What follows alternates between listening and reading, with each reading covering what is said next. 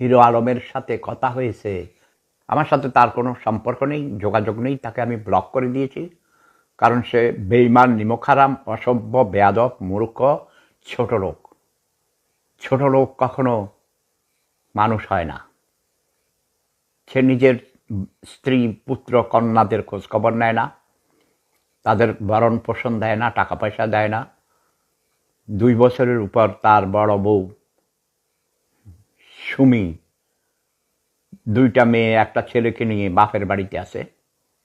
কালকে সুমি সকালে টেলিফোনে আমার সাথে কথা হয়েছে, সে তার বিরুদ্ধে মামলা করবে। এর আগেও মামলা করেছিল, এ বগুড়া জেলে ছিল, সেখান থেকেও আমি ছুটাইছি। এ বেঈমান, নিমকহারাম, একে নিয়ে কথা বলতে চাই না। ওকে, যার মাথার উপর সেফুদার হাত থাকে, জিন্দাপীর সেফুদা, ওকে, আমি হলাম জিন্দাপীর, যার মাথার উপর আমার হাত থাকে, এটা তার জন্য অনেক বড় ছায়া।